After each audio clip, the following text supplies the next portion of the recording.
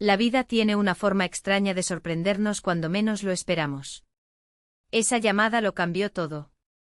La voz de mi hijo Leandro sonó diferente por teléfono, casi irreconocible. Mamá, haz tus maletas. Te llevaré a donde mereces estar. Sentí un escalofrío recorrer mi espalda. A los 68 años, después de toda una vida de sacrificios, nunca imaginé que palabras tan simples pudieran esconder una traición tan profunda. Soy Ivone Bastos.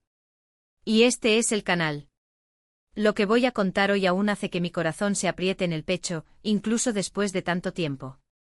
Mientras guardaba mi ropa en la maleta esa mañana de jueves, recuerdo mirar las fotografías en la estantería de la sala.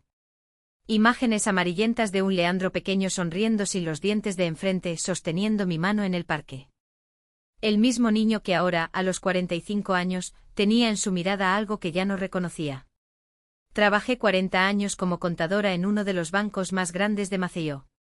Me despertaba antes de que saliera el sol, tomaba 2 autobuses llenos todos los días, regresaba por la noche con los pies hinchados, pero siempre con una sonrisa en el rostro, porque sabía que estaba construyendo un futuro para mi hijo. Cuando mi esposo falleció demasiado pronto, fue con esas mismas manos callosas que sequé las lágrimas de mi niño y prometí que nunca le faltaría nada. Y no le faltó. Ahorré para su universidad, ayudé con la entrada de su primer apartamento. Estuve presente en cada momento importante. Ese día, mientras cerraba la maleta, miré las paredes de la casa que tardé una vida en construir. Cada rincón guardaba una historia. La marca en la pared de la sala donde medía la altura de Leandro cada cumpleaños. El pequeño jardín en la parte de atrás donde plantábamos hierbas juntos, la cocina donde preparé tantos almuerzos de domingo. Todo eso construido con amor, paciencia y sacrificio. Estoy lista, hijo, dije cuando llegó. Leandro apenas me miró a los ojos, tomó mi maleta como si fuera una carga demasiado pesada y la arrojó en el maletero del coche. Fernanda, mi nuera, no vino. Está resolviendo algunas cosas. Fue la vaga excusa que dio. Debería haberme dado cuenta allí de que algo estaba mal, pero la esperanza es terco cuando se trata de los hijos que amamos. Durante el trayecto imaginé a dónde iríamos. Tal vez una sorpresa, un viaje, quién sabe, una celebración anticipada por mi cumpleaños número 69 que sería el mes siguiente.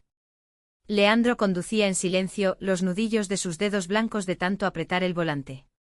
Intenté iniciar una conversación varias veces, pero solo recibí respuestas cortas, casi groseras. Cuando el coche comenzó a subir la ladera del barrio Farol, sentí una inquietud creciente. No conocía bien esa zona de Maceió. Las calles se volvían más estrechas, las casas más simples. Finalmente paramos frente a un gran portón, pintado de un azul descolorido por el sol. Un cartel discreto anunciaba, Residencial Santa Clara, hogar para la tercera edad. El tiempo se detuvo. Mi corazón falló un latido. Miré a Leandro buscando alguna señal de que eso era un error, una broma de mal gusto, cualquier cosa, excepto la cruel realidad que comenzaba a dibujarse. Hijo, esto es un asilo, logré decir con la voz casi apagándose. Apagó el motor del coche y suspiró profundamente antes de responder, mamá, es lo mejor para todos. No tenemos más espacio en casa y necesitarás cuidados que no podemos ofrecer. ¿Cuidados? Aún cocinaba todos los días. Cuidaba de mi propia casa, hacía mis caminatas matutinas en la playa de Pajusara. ¿Qué cuidados eran esos que necesitaba? La verdad comenzó a revelarse entre líneas de lo no dicho. No se trataba de cuidados, sino de conveniencia. Mi presencia se había vuelto inconveniente para la vida que Fernanda quería construir. No puedes hacerme esto, dije, sintiendo las lágrimas formarse en las esquinas de mis ojos. Esa casa es mía. La construí con el sudor de mi trabajo. La casa ahora está a mi nombre, mamá. Firmaste los papeles, ¿recuerdas? Eran para facilitar los asuntos bancarios. Y entonces, como un rayo, recordé aquella pila de documentos que firmé meses atrás, cuando Leandro dijo que era solo una formalidad para ayudarme con las cuentas, había transferido mi propia casa a su nombre, sin darme cuenta de las consecuencias de ese acto de confianza. La puerta azul se abrió. Una mujer con bata blanca se acercó con una sonrisa ensayada. Juliana, descubrí después, era la asistente social del Residencial Santa Clara. Mientras hablaba sobre horarios de visita y procedimientos de adaptación, observaba a través de las ventanas del lugar rostros envejecidos que me miraban con curiosidad. Algunos saludaban tímidamente, otros simplemente observaban con ojos que ya habían visto demasiado abandono. Leandro sacó mi maleta del coche y la puso en el suelo. Hizo un gesto de abrazarme, pero se echó atrás. Quizás el peso de la culpa era demasiado grande incluso para un abrazo de despedida. Te visitaré el domingo, prometió sin mirarme a los ojos. Y así, de la misma manera abrupta en que había entrado en mi vida 45 años antes, mi hijo se fue, dejando atrás no solo a su madre, sino también cualquier rastro del niño que una vez conocí. Esa primera noche en el asilo, acostada en una cama extraña con sábanas que olían a desinfectante, lloré en silencio, no por las paredes de mi casa, ni por los objetos que quedaron atrás. Lloré por el hilo invisible que se rompió entre mi hijo y yo. Lloré por la traición que vino de las manos que yo misma enseñé a escribir. Pero algo dentro de mí, esa fuerza que siempre me movió, se negaba a aceptar esto como el capítulo final de mi historia. Mientras secaba las lágrimas, una resolución nació en mi corazón. No sería solo otra anciana abandonada. No aceptaría que mi vida, construida con tanto esfuerzo, terminara entre esas paredes desconocidas. ¿Saben cómo se siente que el mundo se derrumbe sobre tus hombros? ¿Han presenciado una traición tan profunda que parece imposible respirar?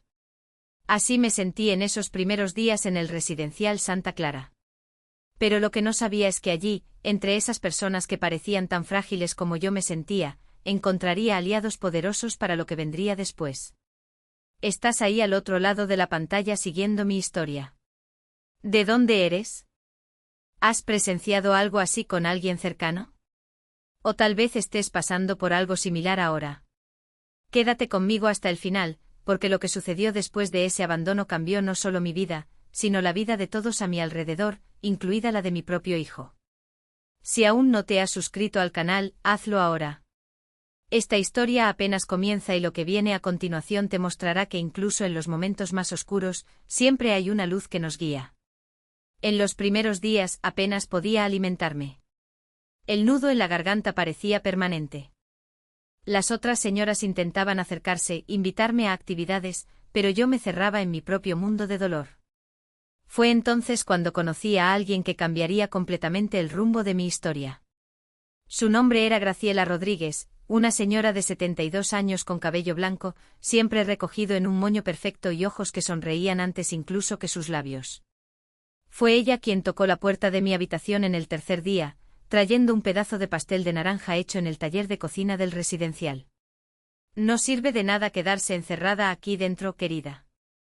La tristeza no disminuye cuando nos escondemos de ella, dijo Graciela, sentándose al borde de mi cama, sin pedir permiso, como si fuéramos amigas de la infancia. Había algo en su presencia que me recordaba a mi propia madre, esa fuerza tranquila que algunas mujeres llevan después de haber visto suficiente de la vida. En ese momento, las palabras atrapadas en mi garganta finalmente encontraron su camino. Le conté todo sobre cómo Leandro había crecido como un niño dulce y atento, cómo cambió después de conocer a Fernanda, cómo poco a poco las visitas se volvieron más raras, las llamadas más cortas y luego la traición final, los papeles que firmé transfiriendo mi casa, creyendo en la mentira de que era solo para facilitar cuestiones bancarias. Graciela escuchó todo en silencio, sosteniendo mi mano. Cuando terminé, suspiró profundamente antes de decir, Ivone, no eres la primera y desafortunadamente, no serás la última. Pero hay algo que necesitas saber. Lo que hizo tu hijo no solo es cruel, es ilegal.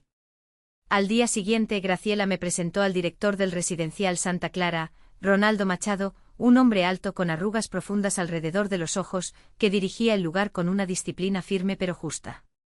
En su oficina, entre pilas de documentos y una computadora antigua, me explicó que casos como el mío eran más comunes de lo que imaginaba. Doña Ivone, usted no está obligada a quedarse aquí contra su voluntad. Si fue traída bajo falsas promesas, si fue coaccionada a transferir sus bienes, hay respaldo legal para revertir esto, explicó mientras ajustaba sus gafas de lectura en la nariz. Ronaldo entonces me habló del doctor Paulo Ribeiro, un defensor público especializado en derechos de los ancianos que visitaba el residencial una vez por semana para ofrecer orientación jurídica gratuita. Ya ha ayudado a varias personas aquí, incluida doña Graciela, reveló, intercambiando una mirada cómplice con mi nueva amiga. Fue en ese momento que supe que Graciela tenía una historia similar a la mía. Hace años su hijo mayor la había internado en el residencial Santa Clara, tras conseguir un poder notarial que le daba acceso a sus cuentas bancarias. Con la ayuda del doctor Paulo, logró recuperar el control de sus bienes y decidió quedarse en el residencial por elección propia, ayudando a otros ancianos que llegaban en situaciones parecidas. ¿Por qué no te fuiste después de ganar el proceso?, le pregunté cuando estuvimos solas de nuevo. Graciela sonrió con una sabiduría que solo los años pueden traer, porque descubrí que puedo hacer más bien aquí que en mi casa vacía. Mi hijo no ha cambiado, Ivone. Sigue siendo la misma persona que me abandonó. Pero yo he cambiado. Encontré un propósito mayor que el resentimiento. Sus palabras plantaron una semilla en mi corazón, pero en ese momento, el dolor de la traición aún era demasiado fuerte para que pudiera pensar en el perdón. Quería justicia, quería recuperar mi casa, quería que Leandro entendiera la gravedad de lo que había hecho. El miércoles siguiente conocí al doctor Paulo Ribeiro, un hombre de mediana edad con cabello canoso en las sienes y un maletín de cuero desgastado que parecía contener el peso de cientos de historias como la mía.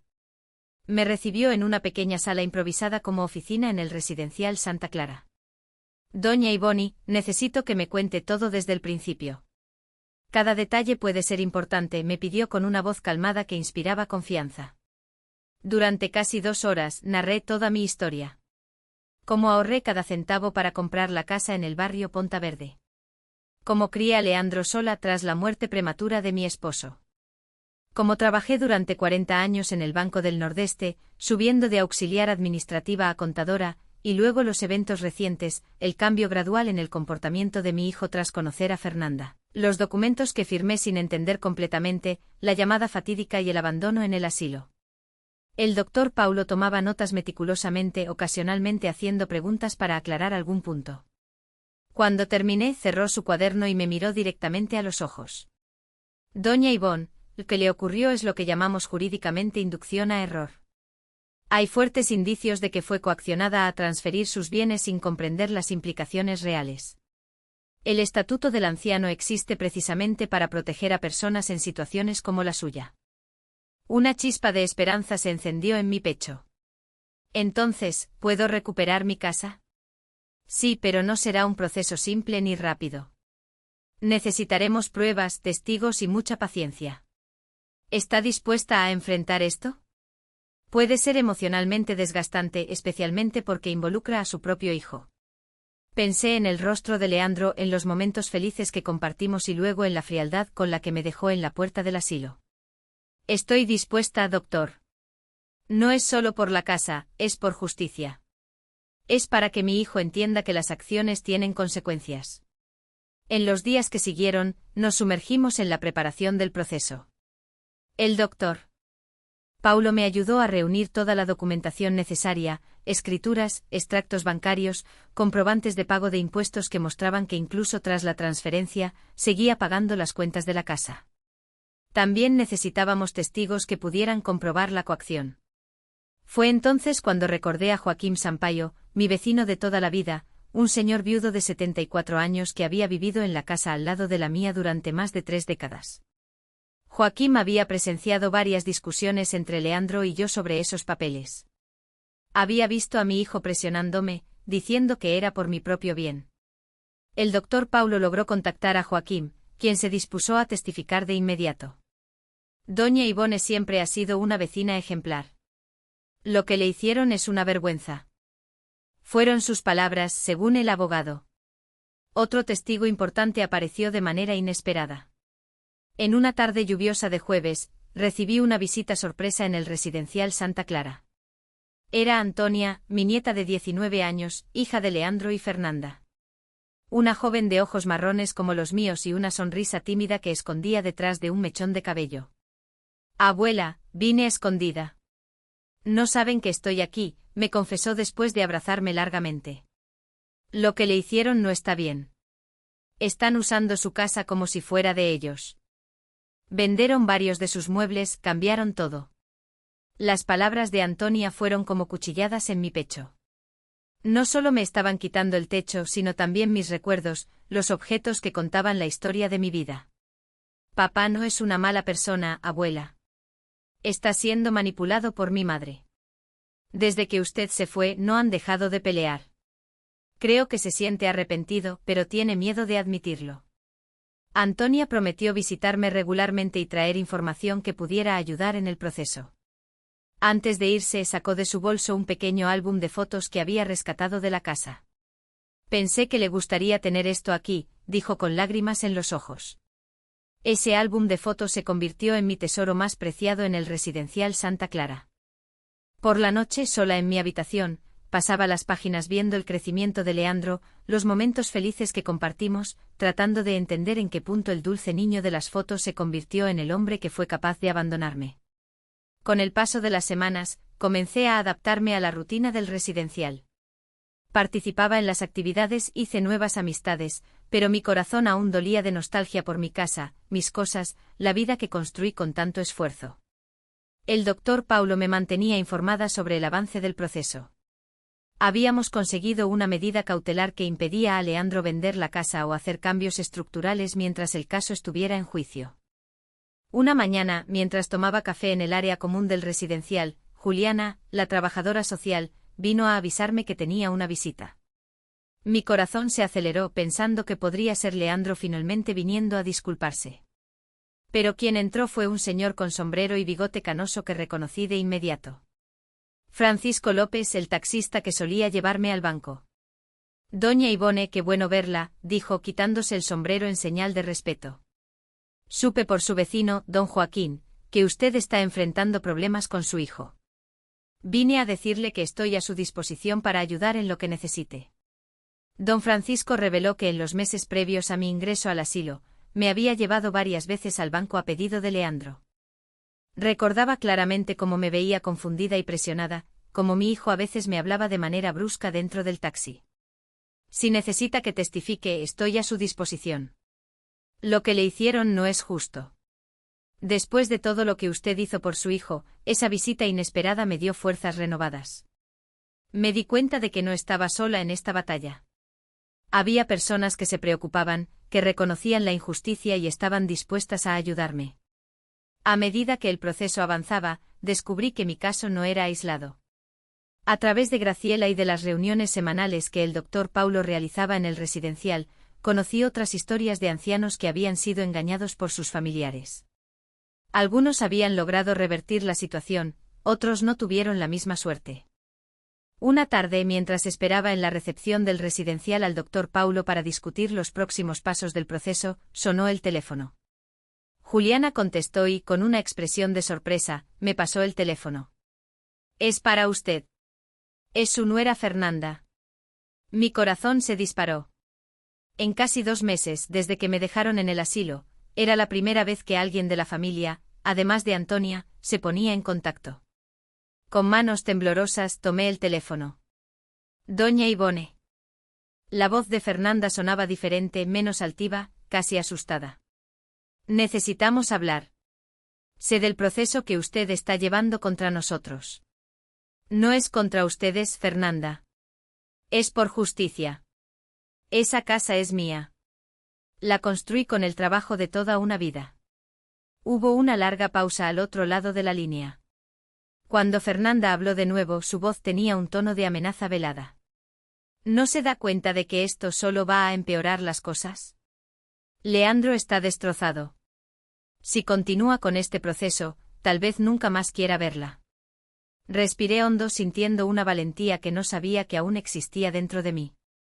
Si mi hijo realmente se importara, habría venido a visitarme al menos una vez en estos 2 meses. Y si está destrozado, debería estarlo. Lo que ustedes hicieron no solo fue cruel, fue ilegal. Podemos resolver esto de otra manera, doña Ivone. Podemos llegar a un acuerdo. El único acuerdo posible es la devolución de mi casa y una disculpa sincera. Cualquier cosa diferente a eso, hablen con mi abogado. Colgué el teléfono, sintiendo una mezcla de temblor y fuerza. Era la primera vez en mucho tiempo que enfrentaba a Fernanda directamente. Durante años me había callado para mantener la paz, para no crear problemas para Leandro, pero ahora, finalmente, estaba encontrando mi voz. Cuando le conté sobre la llamada al doctor Paulo, sonrió con aprobación. Eso es una buena señal, doña Ivone. Están preocupados. Significa que nuestro caso es fuerte.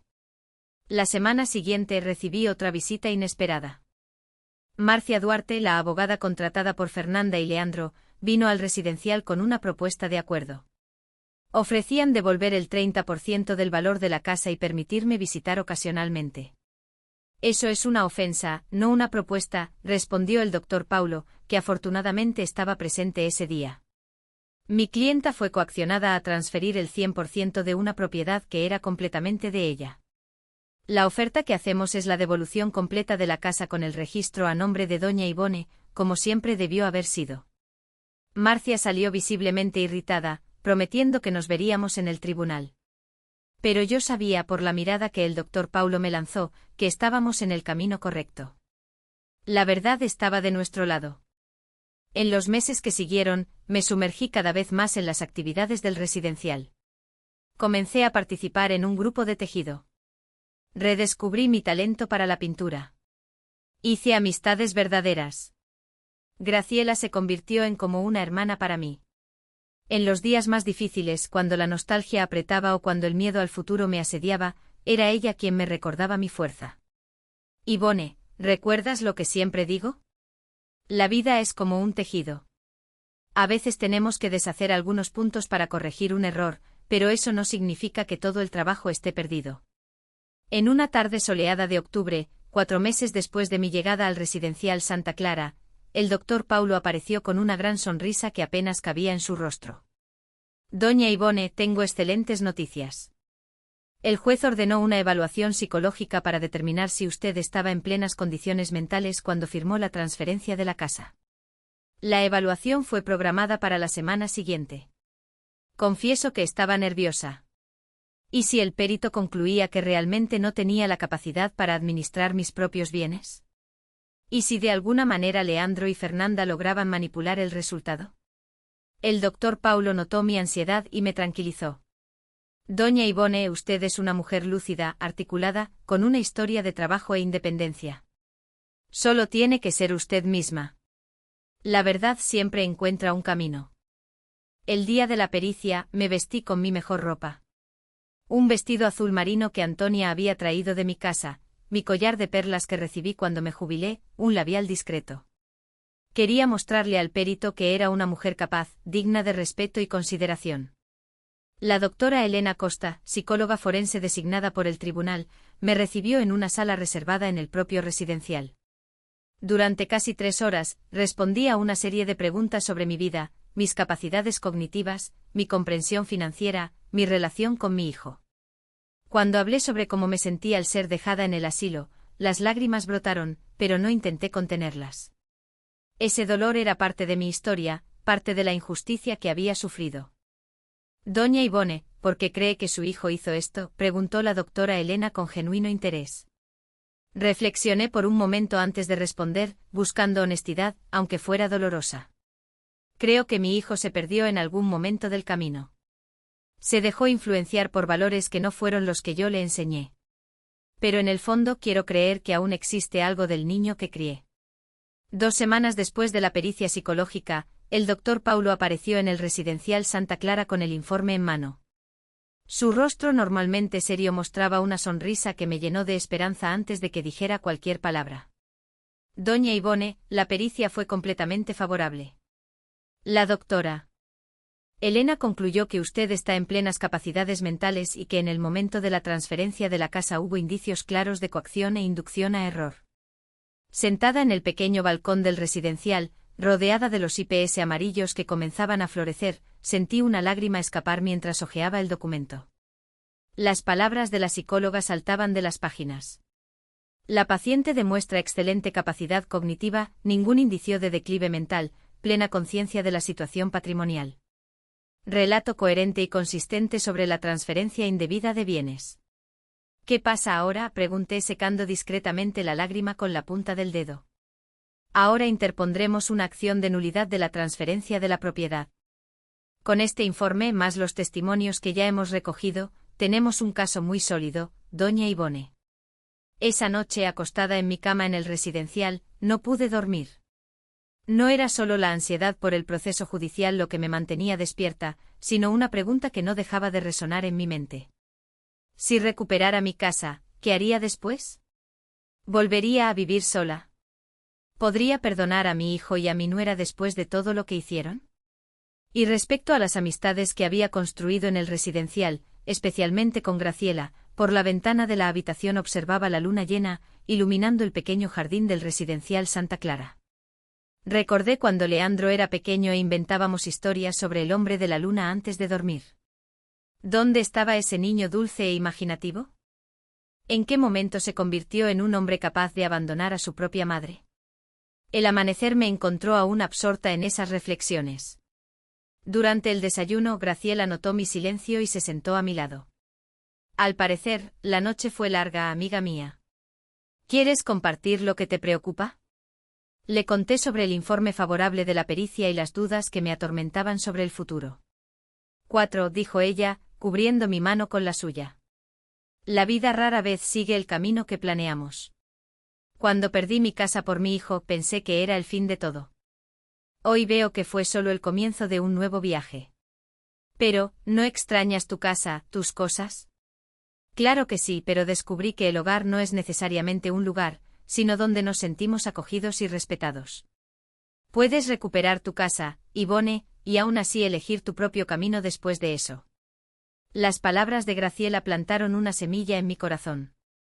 Quizás el verdadero objetivo no era solo recuperar una propiedad, sino recuperar mi poder de elección, mi autonomía.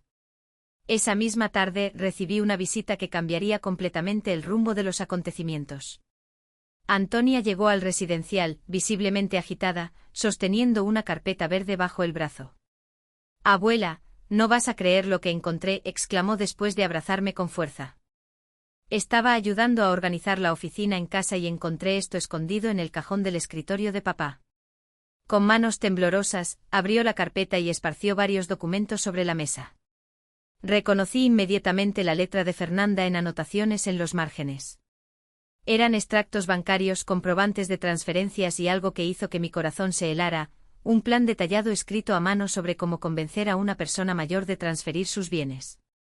Mi madre es agente inmobiliaria, ¿recuerdas? Por lo que entendí al leer esos papeles, parece que ella y algunas personas de su oficina han hecho esto con otros ancianos también. ¿Es algún tipo de esquema, abuela? Mi nieta acababa de descubrir que lo que me sucedió no era un caso aislado. Era un plan meticuloso orquestado por Fernanda y sus colegas, para engañar a personas mayores y apropiarse de sus bienes.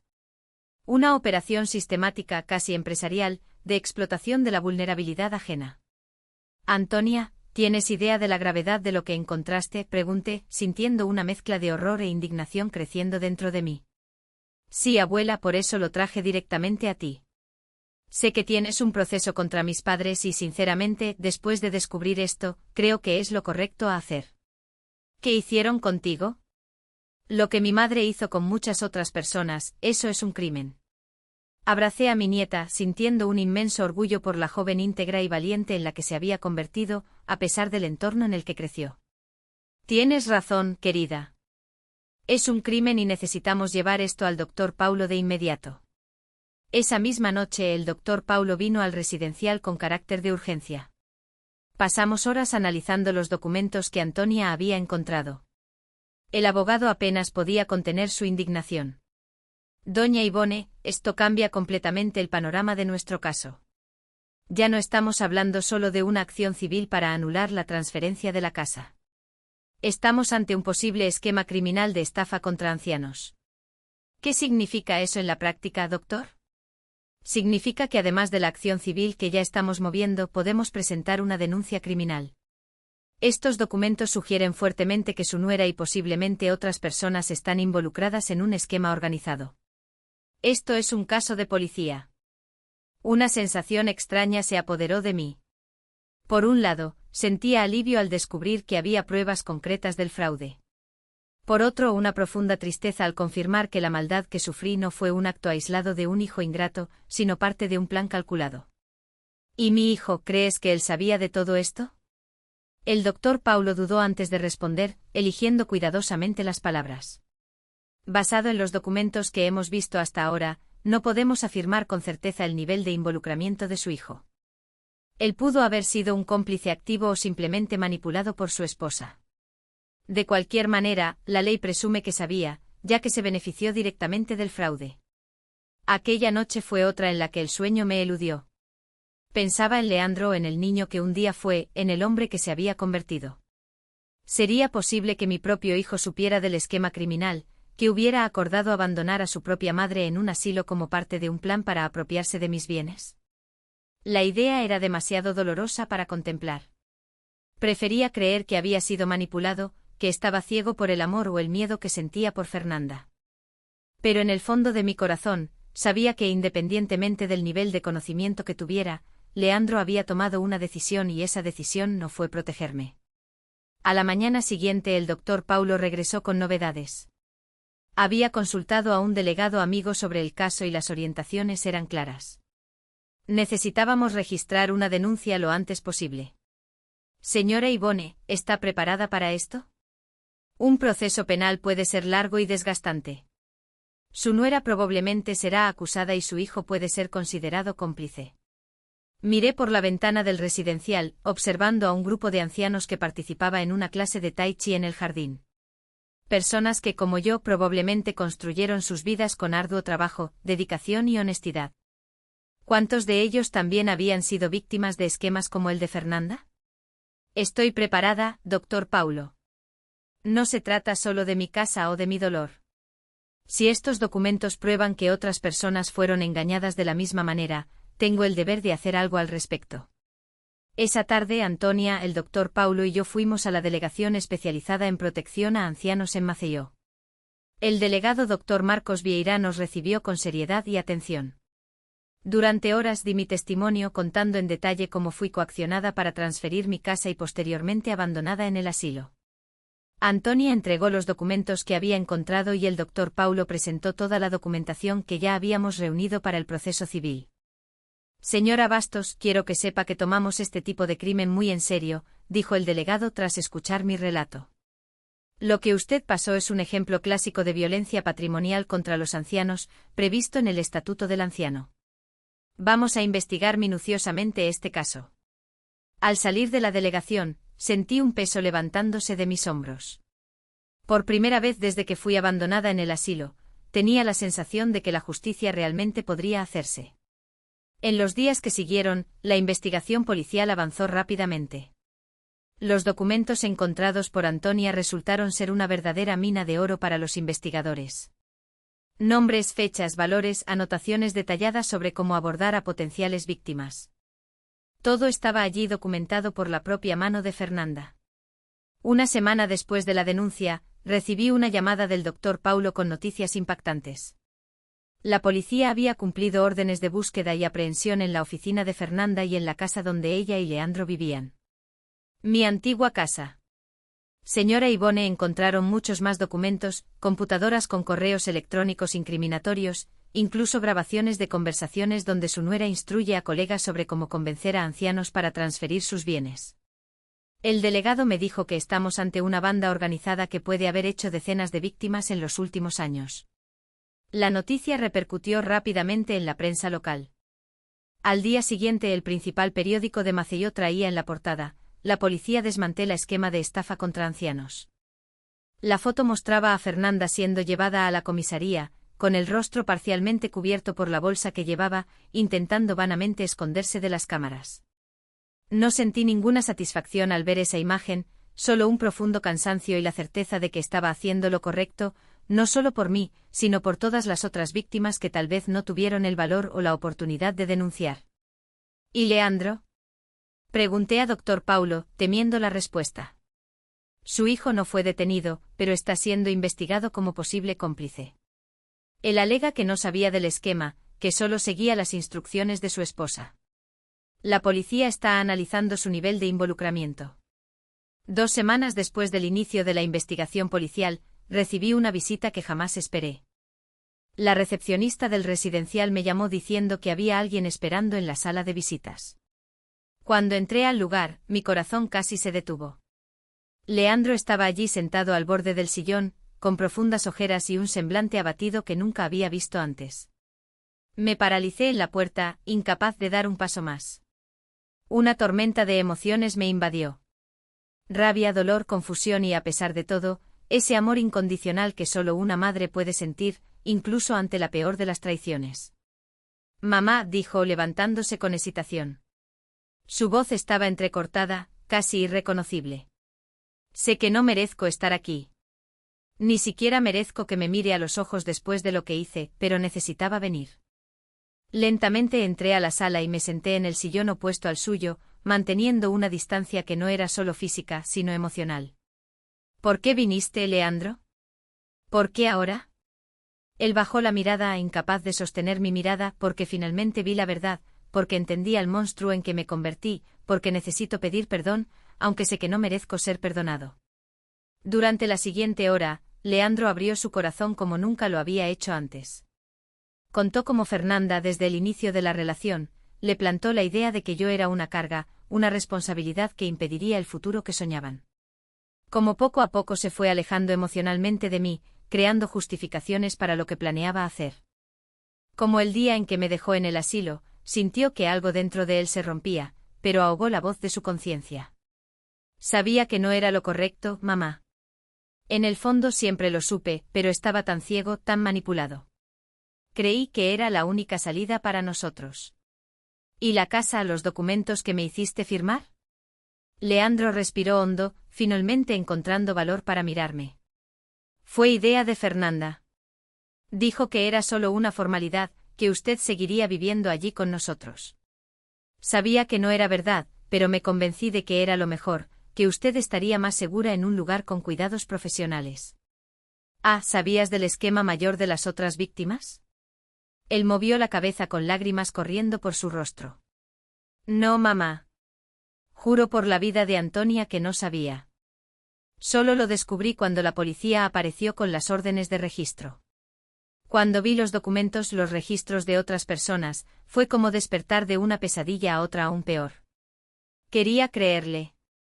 Una parte de mí, desesperadamente, quería creer que mi hijo no era un criminal consciente, que solo había sido débil, manipulable, pero el dolor aún era demasiado reciente, la traición demasiado profunda. Leandro, no sé qué decir. No sé si alguna vez podré perdonar lo que hiciste. Lo entiendo, mamá. No vine aquí esperando perdón. Vine porque necesitaba que usted supiera que estoy cooperando con la policía. Estoy contando todo lo que sé. Aunque eso signifique que Fernanda pase años en prisión, aunque eso signifique que yo también pueda ser castigada. Antes de irse, Leandro me entregó un sobre.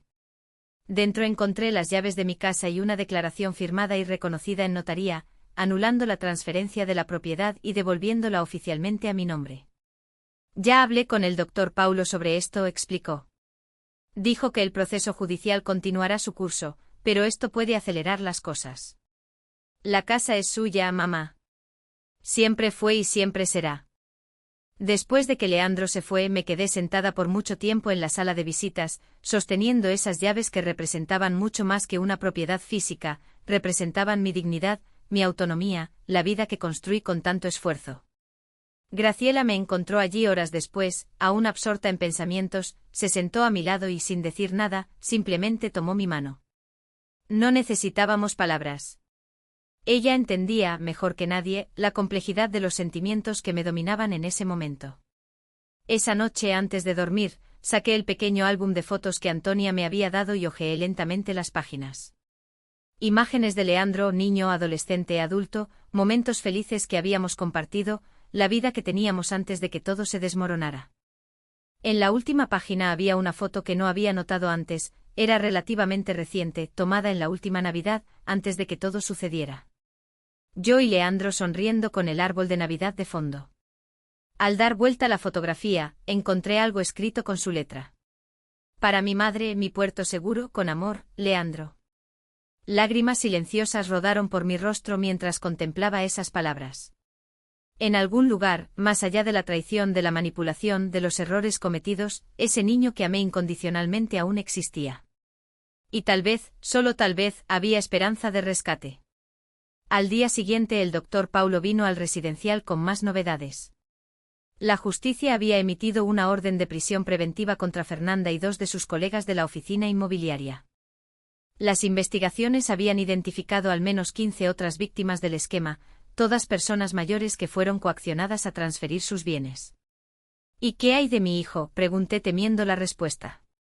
Por ahora, Leandro está siendo tratado como testigo clave, no como acusado. Su cooperación con las investigaciones y el hecho de haber anulado voluntariamente la transferencia de la casa jugaron a su favor. Pero el proceso aún está en curso, señora Ivone. La justicia decidirá el nivel de su responsabilidad. Una semana después, recibí la noticia que esperaba desde hacía meses. El juez había anulado oficialmente la transferencia de la casa, reconociendo que hubo coacción y mala fe en el proceso. La propiedad estaba formalmente devuelta a mi nombre. Era una victoria, sin duda. Pero mientras sostenía el documento judicial en mis manos, sentada en el pequeño jardín del residencial Santa Clara, me di cuenta de que algo había cambiado dentro de mí. La casa, que antes representaba todo lo que había perdido, ahora parecía solo un símbolo. El verdadero valor estaba en el camino que recorrí, en las personas que conocí, en la fuerza que descubrí en mí misma. Con la casa nuevamente a mi nombre enfrenté una decisión que nunca imaginé tener que tomar. ¿Qué hacer a continuación? Volver a mi residencia significaba enfrentar recuerdos dolorosos, pero permanecer en el residencial Santa Clara parecía una aceptación silenciosa del abandono que sufrí. Durante días esta cuestión ocupó mis pensamientos mientras caminaba por los jardines del residencial, observando los IPS que ahora perdían sus flores amarillas, cubriendo el suelo como una alfombra dorada. Fue en una de esas tardes contemplativas que llegó el doctor Paulo con una expresión grave que me alertó de inmediato que algo importante había sucedido. Doña Ivone, tenemos un desarrollo en el caso, dijo él, sentándose a mi lado en el banco bajo un almendro. El Ministerio Público ha presentado una acción civil pública contra la inmobiliaria donde trabajaba Fernanda. Están solicitando indemnización colectiva para todas las víctimas identificadas. ¿Eso es bueno, no?, pregunté, tratando de leer entre líneas su expresión preocupada. Sí y no. Es genial que estén buscando justicia para todas las víctimas, pero eso significa que su caso, que hasta ahora estaba relativamente contenido, va a adquirir una dimensión mucho mayor. La prensa ya está detrás de la historia. Su nombre como primera denunciante está siendo mencionado. La idea de convertirme en una figura pública, de tener mi dolor expuesto en periódicos y noticieros, me causó un escalofrío. Yo era solo una contadora jubilada buscando justicia por un acto de crueldad familiar. No estaba preparada para ser el rostro de una causa mayor. ¿Tengo elección?, pregunté sintiendo el peso de la responsabilidad que se formaba sobre mis hombros. El doctor Paulo ajustó sus gafas, un gesto que ya había aprendido a reconocer como señal de que estaba eligiendo cuidadosamente sus palabras. Técnicamente sí. Usted puede solicitar confidencialidad en su caso específico, alegando protección a la privacidad. Pero eso podría perjudicar a las otras víctimas, completé comprendiendo su vacilación. Exactamente. Su testimonio, su valentía al denunciar, los documentos que su nieta encontró. Todo eso fue fundamental para desmantelar este esquema. Si usted se retira ahora. No necesité más explicaciones. Por más que temiera la exposición, no podía abandonar a las personas que, como yo, habían sido engañadas y explotadas en un momento de vulnerabilidad. Si mi voz podía ayudar a garantizar justicia para todos, entonces hablaría. Voy a seguir adelante, doctor Paulo, si mi historia puede ayudar a otras personas, que así sea. A la mañana siguiente mi decisión fue puesta a prueba más temprano de lo que esperaba. Una joven reportera de TV Gaceta, la principal emisora de Alagoas, apareció en el residencial Santa Clara pidiendo hablar conmigo. Ronaldo, el director, vino a consultarme antes de autorizar su entrada. Doña Ivone, la decisión es enteramente suya. Si no quiere hablar con la prensa, puedo pedir que se retire. Respiré hondo, arreglé mi cabello canoso y dije, puede dejarla entrar, Ronaldo, pero me gustaría que usted estuviera presente si no le importa. La reportera Camila Méndez no debía tener más de 30 años. Traía consigo a un camarógrafo y un pequeño equipo técnico. Nos sentamos en el área de convivencia del residencial, un espacio agradable con plantas y una pequeña fuente que creaba un ambiente tranquilo. Doña Ivone, primero quiero agradecerle por recibirnos, comenzó ella con un tono respetuoso que me tranquilizó un poco. Su historia está ayudando a sacar a la luz un esquema criminal que afectó a muchas personas mayores en nuestra ciudad. Me gustaría que usted contara con sus propias palabras cómo descubrió que estaba siendo víctima de un fraude. Miré directamente a la cámara, imaginando a todas las otras personas que podrían estar pasando por lo mismo que yo pasé, y comencé a contar mi historia. Hablé sobre la confianza traicionada, sobre los documentos que firmé sin comprender completamente, sobre el día en que me dejaron en el asilo. Hablé sobre el dolor, la confusión, el sentimiento de impotencia, pero también hablé sobre cómo encontré la fuerza para luchar, sobre las personas que me ayudaron en el camino, sobre la importancia de conocer nuestros derechos. No estoy aquí solo por mí, concluí, sintiendo una convicción que crecía con cada palabra. Estoy aquí por todos los ancianos que construyeron sus vidas con trabajo honesto y merecen respeto y dignidad. Nadie debería pasar por lo que pasé. La entrevista se emitió esa misma noche y, para mi sorpresa, tuvo repercusiones mucho más allá de Maceió. En los días siguientes, recibí llamadas de periodistas de todo Brasil. Mi historia había tocado un nervio sensible en la sociedad, sacando a la luz discusiones sobre el abandono de ancianos, la violencia patrimonial y las fallas en el sistema de protección a los más vulnerables.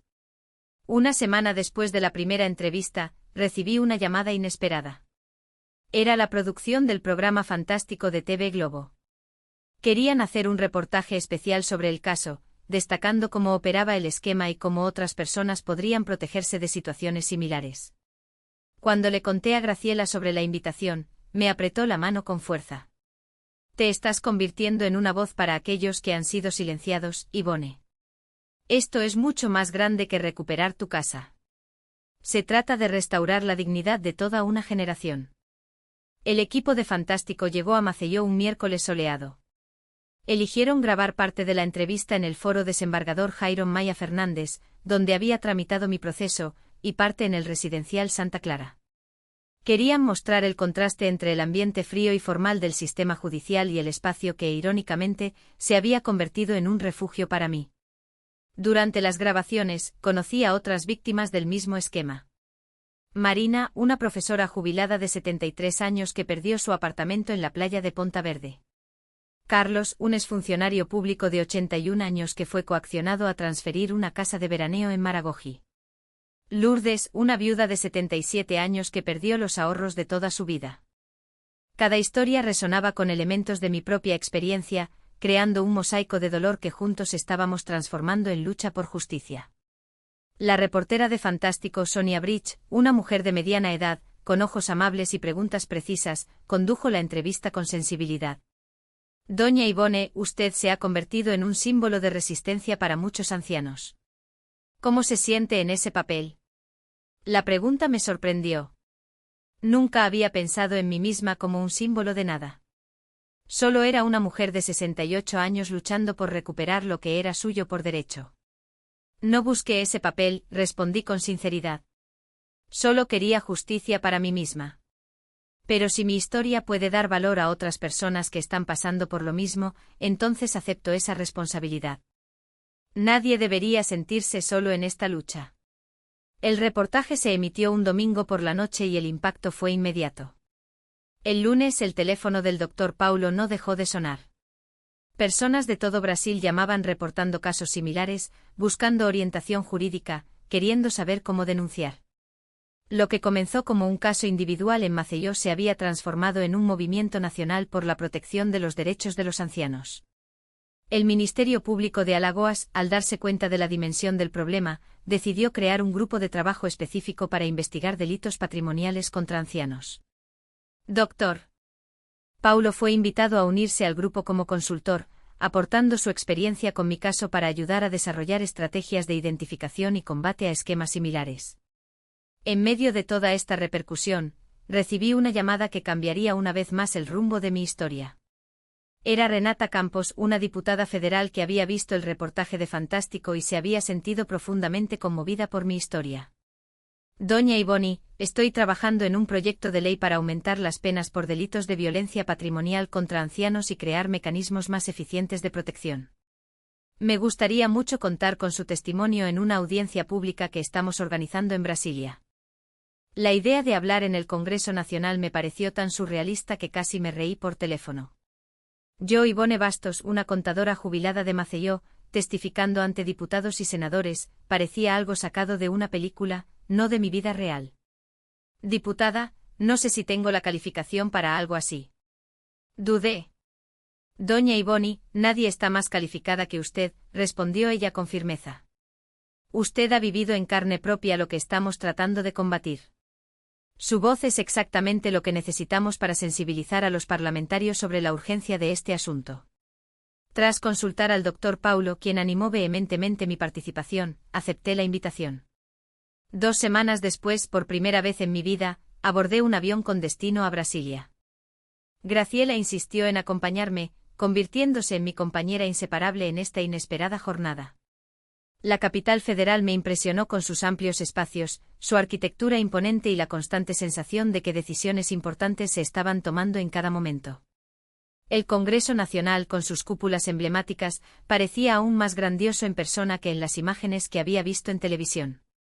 En la mañana de la audiencia pública, me vestí con mi mejor conjunto, un traje azul marino que Antonia había traído de mi casa, y me preparé para enfrentar uno de los mayores desafíos de mi vida. La sala de comisiones estaba llena. Parlamentarios, periodistas, representantes de organizaciones de defensa de los ancianos y ciudadanos comunes que habían venido a presenciar el debate. Cuando llamaron mi nombre sentí que las piernas temblaban. Graciela apretó mi mano, dándome valor. Caminé hacia la mesa de los testigos, ajusté el micrófono y miré los rostros que me observaban con expectativa. Mi nombre es Ivone Bastos, tengo 68 años y trabajé durante 40 años como contadora en un banco en Maceió, Alagoas. Estoy aquí hoy porque, como muchos otros ancianos brasileños, fui víctima de un delito que va más allá del aspecto financiero. Es un crimen que roba nuestra dignidad, nuestra seguridad y nuestra confianza en las personas que deberían protegernos. Durante 20 minutos narré mi historia sin omitir ningún detalle doloroso. Hablé sobre la transferencia fraudulenta de la casa, sobre el abandono en el asilo, sobre el descubrimiento del esquema mayor y sobre cómo la justicia se estaba haciendo lentamente. Hablé sobre el papel crucial que el Estatuto del Anciano había desempeñado en mi defensa, pero también sobre sus lagunas y la necesidad de mejora. Recuperé mi casa, pero muchos otros ancianos no tuvieron la misma suerte. No tuvieron una nieta valiente que encontrara documentos comprometedores. No tuvieron acceso a un abogado dedicado como el doctor Paulo. No tuvieron la fuerza para luchar contra un sistema que muchas veces nos trata como ciudadanos de segunda clase al envejecer. Al terminar mi testimonio, algo inesperado sucedió. Los parlamentarios presentes, independientemente de sus afiliaciones partidarias, se levantaron en una ovación que resonó en la sala. Los periodistas disparaban flashes. Las personas en las galerías aplaudían con entusiasmo. Por un momento me quedé paralizada, incapaz de comprender completamente el impacto que mis simples palabras habían causado. La diputada Renata se acercó con lágrimas en los ojos y me abrazó. Doña Ivone acaba de cambiar el rumbo de este proyecto de ley. Después de su testimonio, estoy segura de que lograremos el apoyo necesario para aprobarlo. En los días siguientes mi testimonio fue ampliamente difundido en los medios nacionales. Recibí invitaciones para entrevistas en programas de televisión, radio y podcast. Mi foto apareció en periódicos y revistas. De repente me había convertido en un rostro conocido, un símbolo de la lucha por los derechos de los ancianos. Un mes después de la audiencia pública, el proyecto de ley, que pasó a ser conocido informalmente como Ley Ivone Bastos, fue aprobado en la Comisión de Derechos Humanos de la Cámara de Diputados. Entre sus principales innovaciones estaba la creación de un mecanismo de revisión obligatoria para transferencias de bienes que involucraban a personas mayores, exigiendo una evaluación independiente para garantizar que no hubiera coerción o inducción al error. Mientras el proyecto seguía su trámite legislativo, recibí una llamada del doctor Paulo con novedades sobre mi caso específico. Doña Ivone, el juez ha fijado la audiencia final para la próxima semana. Fernanda y sus colegas aceptaron un acuerdo de colaboración premiada, confesando todos los detalles del esquema a cambio de una reducción de pena. ¿Y mi hijo, alguna novedad sobre Leandro? Hubo una pausa al otro lado de la línea. Su hijo está siendo procesado por complicidad, pero el fiscal está considerando un acuerdo judicial. Como está cooperando con las investigaciones y ha mostrado arrepentimiento, existe la posibilidad de una pena alternativa, sin prisión. La noticia trajo sentimientos contradictorios. Por un lado, sentía alivio al saber que Leandro podría no ir a la cárcel. Por otro, persistía el dolor de la traición, la dificultad de comprender cómo mi propio hijo había participado, aunque fuera pasivamente, en un plan para despojarme de mis bienes. En la mañana de la audiencia final, el foro del juez Jairo Maya Fernández estaba lleno. Los periodistas se aglomeraban en la entrada, tratando de registrar la llegada de los involucrados en el caso que había ganado notoriedad nacional. Fernanda llegó escoltada, con el rostro abatido de quien había pasado meses en prisión. Leandro llegó por separado, acompañado de su abogado, evitando las cámaras. Entré al foro acompañada por el doctor Paulo, Graciela y Antonia, quien se había convertido en una presencia constante en mi vida, visitándome regularmente en el residencial, compartiendo conmigo sus esperanzas y sueños. El contraste entre el apoyo que recibía de mi nieta y la traición de mi hijo era una irónica y dolorosa realidad de la vida. La sala de audiencias estaba silenciosa cuando el juez entró. El doctor Enrique Matos, un hombre de mediana edad con expresión severa, era conocido por su rigidez en casos que involucraban delitos contra personas vulnerables. Inició la sesión con una revisión detallada del caso, recordando las pruebas presentadas, los testimonios recogidos y los acuerdos propuestos por el Ministerio Público. Cuando llegó el momento de las consideraciones finales, el juez hizo algo inusual, se volvió directamente hacia mí, ignorando por un momento los protocolos formales del tribunal. Señora Ivone Bastos, antes de dictar mi sentencia, me gustaría escuchar de usted. ¿Qué espera de la justicia en este caso? La pregunta me tomó desprevenida. ¿Qué realmente esperaba? ¿Venganza, castigo o simplemente el reconocimiento formal del mal que me hicieron? Miré a Fernanda, sentada cabizbaja junto a su abogado. Miré a Leandro que por primera vez desde el inicio de la audiencia, encontró mi mirada con ojos llenos de lágrimas contenidas. Su señoría, comencé con voz temblorosa que fue ganando firmeza a medida que las palabras fluían. Lo que me sucedió fue más que un delito patrimonial. Fue una violación de la confianza más básica que existe, la confianza entre madre e hijo, entre familia. Perdí mi casa, sí, pero perdí mucho más que eso. Perdí la seguridad de saber que mi hijo estaría a mi lado cuando más lo necesitara. Hice una pausa, sintiendo el peso de cada palabra. ¿Qué espero de la justicia? Espero que reconozca no solo el delito material, sino el daño emocional. Espero que las penas sirvan no solo como castigo, sino como una advertencia para que otras familias no pasen por lo mismo. Principalmente espero que este caso ayude a construir una sociedad donde envejecer no signifique volverse vulnerable a la explotación y al abandono. El juez asintió gravemente, pareciendo reflexionar sobre mis palabras.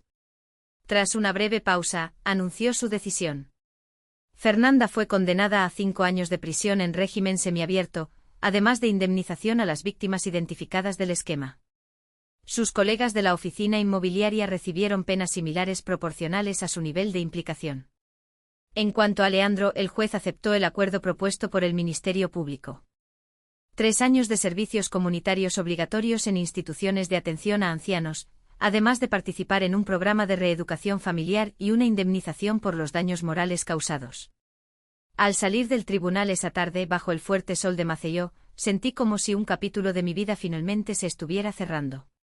La batalla judicial había terminado, pero el camino de reconstrucción de mi vida, de mis relaciones, de mi confianza apenas comenzaba. Una semana después del juicio volví a mi casa en el barrio Ponta Verde por primera vez, desde el día en que Leandro me dejó en el residencial Santa Clara. El doctor Paulo insistió en acompañarme, preocupado por el impacto emocional que este regreso podría causar. Graciela también vino, convirtiéndose en mi pilar de apoyo en esta inesperada travesía que la vida había trazado para mí. Cuando el taxi se detuvo frente a la puerta verde oscuro, sentí que mi corazón se aceleraba. Allí estaba ella, la casa que construí con el sudor de mi trabajo, el lugar donde crié a mi hijo, donde guardé mis recuerdos más preciados. Desde fuera parecía la misma. El jardín delantero con los hibiscos que tanto amaba, la terraza con la vieja mecedora, el muro bajo que siempre me permitió conversar con los vecinos que pasaban. ¿Está lista, doña Ivone?, preguntó el doctor Paulo, ofreciéndome su brazo. Respire hondo, agarrando la bolsa con fuerza. Vamos a descubrirlo. Al girar la llave en la cerradura, fui invadida por una ola de recuerdos. El chirrido familiar de la puerta, el olor de la madera antigua, la luz que entraba por las ventanas de la sala, creando patrones en el piso que conocía tan bien. Pero al entrar completamente me di cuenta de que muchas cosas habían cambiado. La decoración era diferente. Los muebles habían sido reorganizados. Las paredes, antes de un amarillo suave que yo misma había elegido, ahora estaban pintadas de un gris moderno e impersonal. Retratos familiares que adornaban las paredes habían sido reemplazados por cuadros abstractos que no significaban nada para mí. Ellos transformaron todo. Murmuré más para mí misma que para mis acompañantes.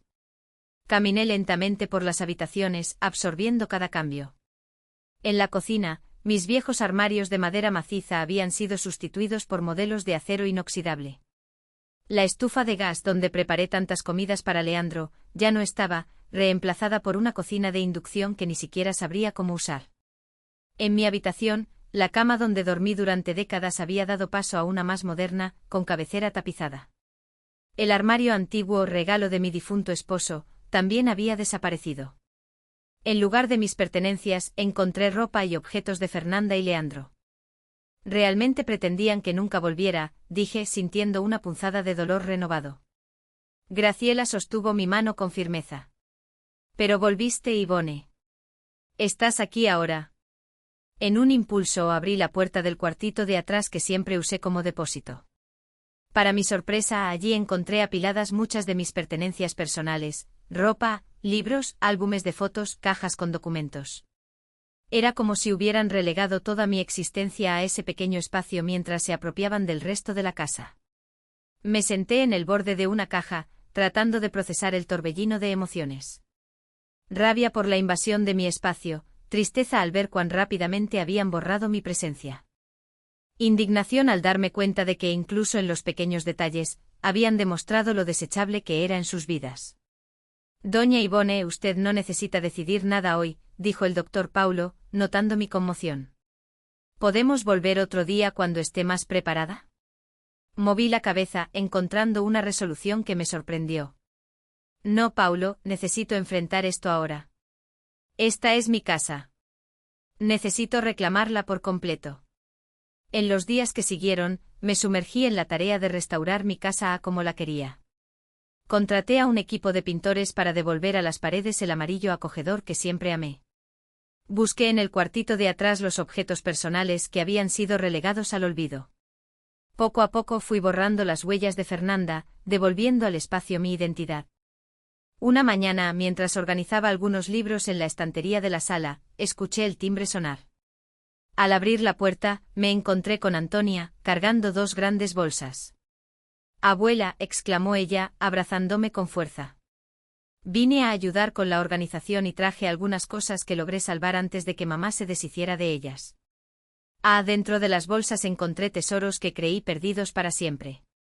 El reloj de pared que perteneció a mi madre, el juego de porcelana que solo usaba en ocasiones especiales, álbumes de fotos antiguas, incluso el pequeño elefante de cristal que Leandro me dio en mi cumpleaños número 50. ¿Cómo lograste esconder todo esto, hija?, pregunté emocionada al sostener cada objeto. Antonia sonrió con ese brillo de juventud en los ojos que me recordaba tanto al Leandro de antes. Un poco aquí, un poco allí. Dijo que quería algunos recuerdos tuyos. Mamá ni se dio cuenta, estaba demasiado ocupada eligiendo nuevas cortinas. Pasamos el día juntas reorganizando la casa, compartiendo historias, creando un nuevo vínculo que trascendía el abandono y la traición. Antonia era la prueba viva de que incluso en las situaciones más sombrías, siempre puede florecer la luz. Esa noche, cuando estaba a punto de irse, dudó en la puerta.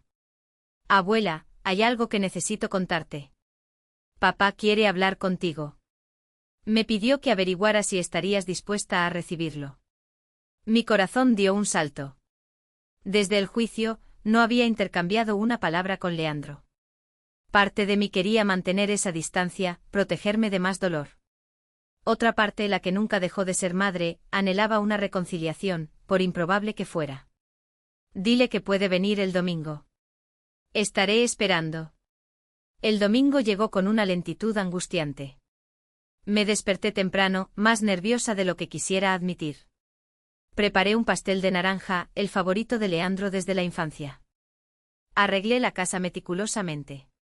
Me vestí con cuidado, eligiendo un vestido azul claro que siempre consideré elegante sin ser demasiado formal. A las 3 de la tarde en punto sonó el timbre. Respiré hondo antes de abrir, preparándome para lo que vendría. Leandro estaba parado en el umbral, sosteniendo un ramo de margaritas, mis flores favoritas. Parecía haber envejecido años desde la última vez que lo vi en el tribunal. Su cabello tenía más canas, arrugas más profundas alrededor de los ojos, una postura ligeramente encorvada que delataba el peso que llevaba. «Mamá», dijo con voz entrecortada. «Gracias por recibirme». Le indiqué que entrara, manteniendo una distancia emocional que no sabía cuánto tiempo podría sostener. Nos sentamos en la sala de estar, con la mesa de centro entre nosotros como una frontera simbólica. «La casa está volviendo a ser como era antes», comentó, mirando a su alrededor. «Antonia me contó que están restaurando todo». «Sí, le estamos devolviendo la identidad que siempre tuvo». «¿Mi identidad?». Leandro bajó la mirada, visiblemente incómodo con la indirecta. Permanecimos en silencio por unos momentos, hasta que finalmente encontró el valor para decir lo que había venido a decir. «Mamá, sé que no hay disculpa en el mundo que pueda reparar lo que hice. Sé que traicioné tu confianza de la peor manera posible. No espero tu perdón, ni siquiera tu comprensión. Solo quería que supieras que estoy tratando de cambiar, tratando de ser una mejor persona». Entonces me habló sobre el programa de reeducación familiar que estaba asistiendo como parte de su condena, sobre cómo las sesiones con psicólogos y trabajadores sociales lo estaban ayudando a comprender la gravedad de lo que había hecho, no solo desde el punto de vista legal, sino emocional.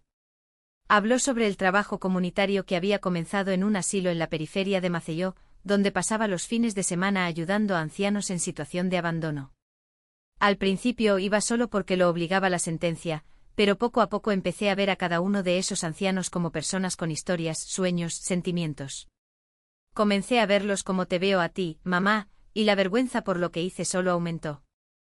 Mientras hablaba observé su rostro buscando señales del niño que crié, del joven idealista que soñaba con hacer la diferencia en el mundo. En algún lugar, detrás de la culpa y el arrepentimiento, ese Leandro aún existía. ¿Y Fernanda?, pregunté cuando hizo una pausa. ¿Siguen juntos? Leandro sacudió la cabeza. No pedí el divorcio justo después del juicio. Me di cuenta de que nunca hubo amor verdadero allí, solo manipulación. Ella sabía exactamente cómo controlarme, cómo hacerme creer que lo que estábamos haciendo era justificable. Eso no te exime de responsabilidad, Leandro. Eres un adulto capaz de tomar tus propias decisiones. Lo sé, mamá, y estoy asumiendo esa responsabilidad ahora. Por eso estoy aquí, no para pedirte que olvides lo que pasó, sino para mostrarte que estoy dispuesto a trabajar por tu perdón, el tiempo que sea necesario. Serví pastel de naranja y café. Hablamos durante algunas horas más con momentos de tensión, lágrimas contenidas y, sorprendentemente, hasta algunas sonrisas al recordar episodios del pasado, de un tiempo más simple, cuando éramos solo madre e hijo, sin la sombra de la traición entre nosotros. Cuando Leandro se estaba yendo, hizo una propuesta que me tomó completamente desprevenida. Mamá, sé que la casa es tuya por derecho y jamás cuestionaría eso de nuevo, pero me gustaría hacer una sugerencia, si me lo permites. ¿Qué te parece si transformamos parte de ella en un centro de apoyo para ancianos víctimas de violencia patrimonial? Lo miré confundida. ¿Cómo así? Tu caso ha ganado notoriedad nacional. Te has convertido en un referente en la lucha por los derechos de los ancianos. La gente te busca para pedir orientación, consejos, apoyo. Pensé que podríamos adaptar la sala de atrás para recibir a estas personas, ofrecer información, encaminarlas a asistencia jurídica gratuita. Sería una forma de transformar nuestra historia de dolor en algo que ayude a otros. La propuesta me dejó sin palabras. Era algo que jamás había considerado, pero que tenía sentido de una forma inesperada, transformar mi propia casa, el epicentro de mi lucha personal, en un espacio de acogida para otros que pasaban por lo mismo que yo. Voy a pensarlo, respondí sin querer comprometerme impulsivamente con algo tan significativo. Después de la visita de Leandro busqué a Graciela para compartir la propuesta y escuchar su opinión. Como siempre, ella ofreció una perspectiva equilibrada, ni alentando ni desalentando, solo ayudándome a ver todos los ángulos de la situación. Ivone, solo tú puedes decidir si estás lista para este paso. Transformar tu casa en un espacio de acogida sería bellísimo, pero también significa abrir constantemente la herida de tu propia experiencia. Es necesario estar emocionalmente preparada para eso. Durante semanas reflexioné sobre la idea. Consulté al Dr. Paulo sobre las implicaciones legales. Hablé con Antonia, quien se mostró entusiasmada y se ofreció a ayudar en lo que fuera necesario. Visité otros centros de apoyo a ancianos para entender cómo funcionaban. Finalmente, una tarde de junio, tomé mi decisión. Llamé a Leandro y le pedí que viniera a verme el domingo siguiente. Cuando llegó encontró no solo a mí sino también a Graciela, al Dr. Paulo, a Antonia y a Ronaldo, el director del residencial Santa Clara. Leandro, le dije después de que todos se acomodaron en la sala, decidí aceptar tu sugerencia, pero con algunas condiciones. Entonces expliqué el plan que había elaborado. Transformaríamos no solo la sala de atrás, sino la mitad de la casa en un centro de apoyo a ancianos víctimas de violencia patrimonial y abandono familiar. El Centro de Acogida Nuevos Caminos ofrecería orientación jurídica gratuita con el Dr. Paulo y otros abogados voluntarios, apoyo psicológico, actividades de socialización e información sobre derechos garantizados por el Estatuto del Anciano. La otra mitad de la casa seguirá siendo mi residencia particular. Continué. Y para que este proyecto funcione, necesitaremos el compromiso de todos los presentes aquí. Cada uno tendrá un papel específico. El Dr. Paulo coordinará la asistencia jurídica. Graciela, con su experiencia personal, sería responsable de la acogida inicial. Ronaldo establecería alianzas con otras instituciones. Antonia, con su juventud y energía, se encargaría de la difusión en redes sociales y de la organización de eventos. ¿Y yo?, preguntó Leandro, visiblemente emocionado por haber sido incluido en el proyecto. Tú, Leandro, además de ayudar con las adaptaciones físicas de la casa, serás responsable de algo que considero fundamental: compartir tu perspectiva. La mayoría de los proyectos de apoyo a ancianos se enfocan solo en la víctima, olvidando que detrás de cada abandono, de cada explotación, hay una persona que tomó una mala decisión.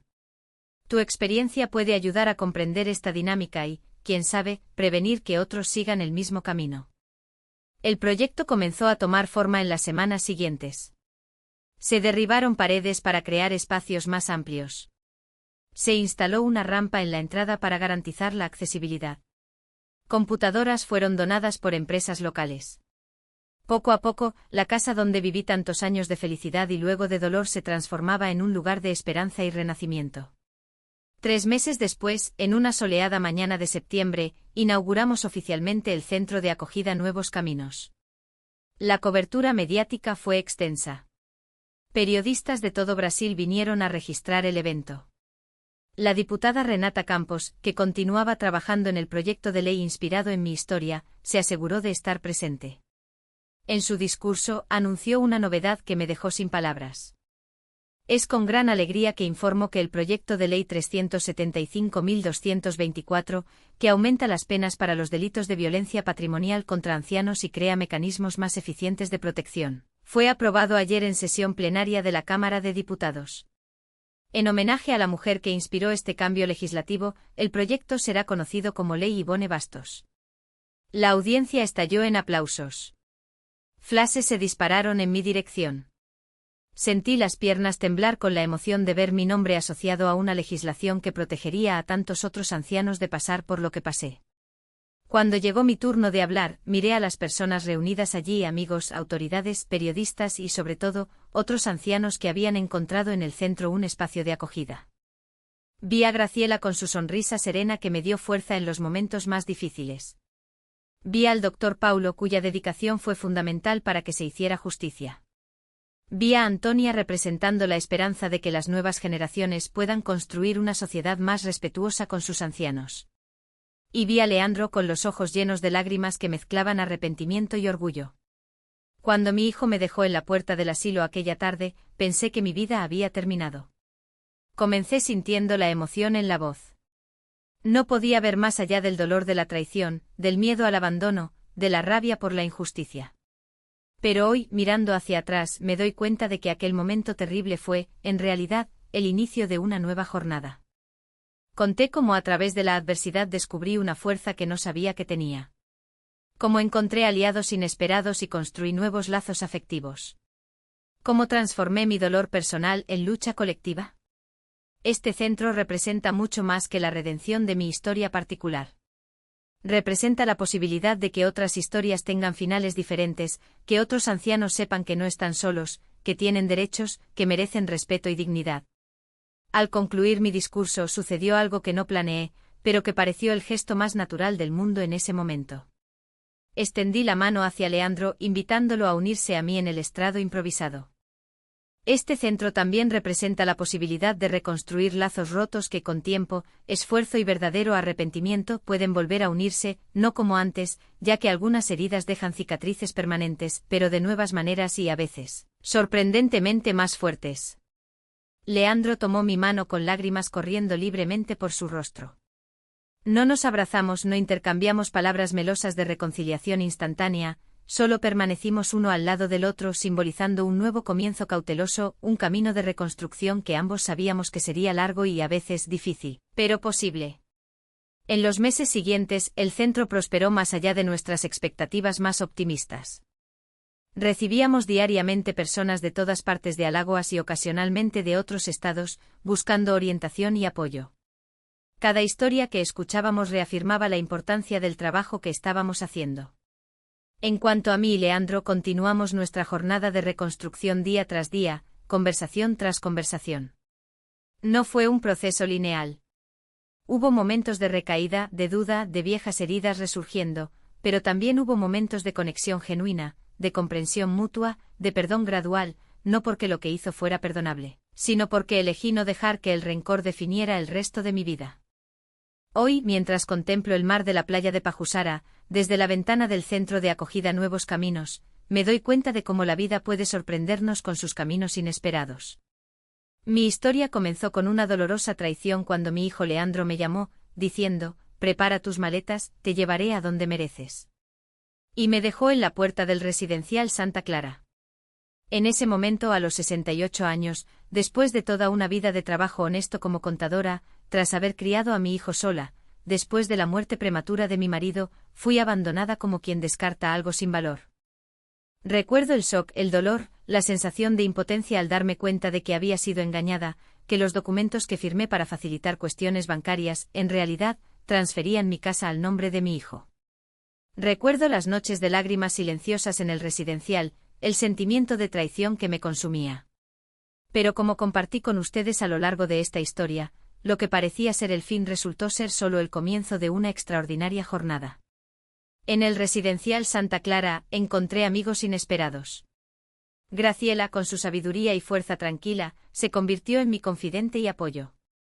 El doctor Paulo Ribeiro, el defensor público que abrazó mi causa como si fuera personal, me mostró que la justicia, aunque lenta, puede prevalecer. Mi nieta Antonia surgió como una heroína improbable, arriesgándose para traer documentos que no solo comprobaban mi situación, sino un esquema criminal mayor que victimaba a otros ancianos. El director Ronaldo, la asistente social Juliana, el conductor Francisco, cada persona que cruzó mi camino en esta jornada trajo una lección, un apoyo, una luz. La batalla judicial fue solo parte de la historia. Cuando los focos de los medios se dirigieron a mi caso, cuando me vi testificando en el Congreso Nacional, cuando mi nombre comenzó a asociarse con una ley que protege a los ancianos en todo Brasil, me di cuenta de que mi dolor personal se había transformado en algo mucho más grande que yo misma.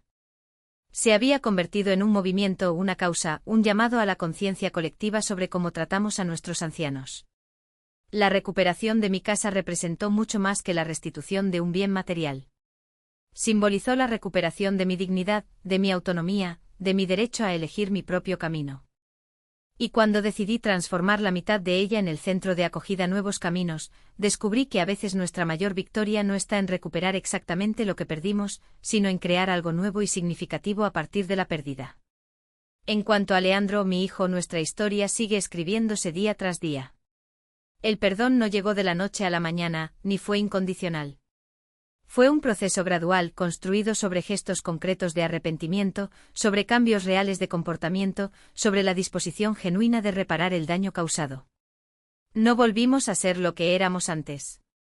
Eso sería imposible. Pero estamos construyendo una nueva relación, más consciente, basada en las lecciones dolorosas que ambos aprendimos. Fernanda, mi ex-nuera, cumple su condena y, según supe, participa en un programa de rehabilitación en prisión. No guardo odio hacia ella, solo la esperanza de que también encuentre un camino de transformación. El verdadero mal no está en las personas, sino en las elecciones que hacen, en los valores distorsionados que abrazan, en la capacidad de justificar actos crueles en nombre del beneficio propio. El centro de acogida ya ha ayudado a cientos de ancianos a recuperar sus bienes, a conocer sus derechos, a restaurar su dignidad. Cada historia de éxito, cada sonrisa renovada, cada vida transformada es una confirmación de que tomé la decisión correcta, de que mi dolor no fue en vano. A los 70 años, hoy veo la vida con ojos diferentes a los que tenía antes de esta experiencia. Aprendí que nuestra fuerza interior es mayor de lo que imaginamos, que los verdaderos amigos surgen en los momentos más inesperados, que la justicia, aunque imperfecta y a veces lenta, sigue siendo un valor por el que vale la pena luchar, que el perdón no es un regalo que damos al otro, sino una liberación que nos ofrecemos a nosotros mismos. Aprendí sobre todo que envejecer en una sociedad que valora la juventud y la productividad por encima de todo es un acto de resistencia, que necesitamos luchar no solo por nuestros derechos individuales, sino por una cultura que reconozca la sabiduría y la contribución de los mayores. Que cada arruga en nuestro rostro cuenta una historia que merece ser escuchada y respetada. Mi historia podría haber terminado aquel día, en la puerta del asilo. Podría haberme convertido en solo otra anciana abandonada, olvidada, resignada a su destino. Pero elegí luchar, elegí transformar mi dolor en propósito. Elegí hacer de mi experiencia un faro para otros que puedan estar pasando por lo mismo. Si estás viendo este vídeo y te identificas con algún aspecto de mi historia, sabe que no estás solo. Si eres un anciano enfrentando falta de respeto, abandono o explotación, sabe que existen leyes que te protegen, personas dispuestas a ayudar, caminos posibles más allá de la resignación. Si eres un familiar de una persona mayor, reflexiona sobre cómo la tratas, sobre el valor que le das a su presencia, sobre el respeto que demuestras por su historia y autonomía. Queridos amigos que me han acompañado hasta aquí, mi historia es solo una entre miles. En el canal, buscamos dar voz a estas experiencias, a estas jornadas de dolor y superación, a estos testimonios que pueden inspirar cambios, tanto personales como sociales. Por eso les pido que se suscriban al canal. Cada nuevo suscriptor representa no solo un número, sino a alguien dispuesto a escuchar estas historias, a reflexionar sobre ellas, a ser parte de un movimiento por una sociedad más respetuosa con sus ancianos. Dejen su like en este vídeo, compártanlo con amigos y familiares. Cuantas más personas alcancemos, más conciencia podremos despertar. Y por favor comenten, cuenten sus propias experiencias, compartan sus reflexiones, hagan preguntas. El diálogo es fundamental para romper el silencio que a menudo rodea las cuestiones del envejecimiento, el abandono y la violencia contra los ancianos. Sus comentarios nos ayudan a saber que no estamos hablando en vano, que nuestras historias resuenan, que nuestro trabajo tiene un propósito. Si pueden, ayuden también con el Valeu Demais, nuestra forma de recibir donaciones para mantener el canal funcionando. Producir estos vídeos implica costos de equipo, edición e investigación. Cada contribución, por pequeña que sea, nos ayuda a seguir trayendo historias como la mía a diario, alcanzando a más personas y ampliando nuestro impacto. Este apoyo financiero es fundamental para que podamos mantener la calidad y la frecuencia de nuestro contenido. Les dejo con una reflexión final. La verdadera medida de una sociedad está en cómo trata a sus miembros más vulnerables, cómo tratamos a nuestros ancianos, a nuestros niños, a nuestros enfermos, a nuestros marginados. Cada gesto de respeto, cada acto de justicia, cada manifestación de solidaridad nos acerca un poco más a la sociedad que aspiramos a ser. Mi historia termina aquí, pero la lucha continúa a través del centro de acogida, Nuevos Caminos. A través del canal, a esa persona que, tocada por estas historias, decide hacer diferente en su propia vida. Como dice aquel viejo proverbio, si quieres ir rápido, ve solo. Si quieres ir lejos, ve acompañado. Vamos juntos, queridos. Vamos a construir un mundo donde ningún hijo llame a su madre diciendo, haz tus maletas. Te llevaré a donde mereces con la intención de abandonarte. Un mundo donde el envejecimiento sea visto no como una carga, sino como un logro, un mundo donde cada historia de vida sea valorada, cada contribución reconocida, cada persona respetada en su dignidad fundamental. Gracias por escucharme. Gracias por importarles. Gracias por ser parte de este viaje. Hasta el próximo vídeo del canal, donde continuaremos compartiendo historias que tocan el corazón, despiertan reflexiones e inspiran cambios. No olviden inscríbanse, dejen su like, comenten y si pueden, contribuyan con el Valeu de Mais.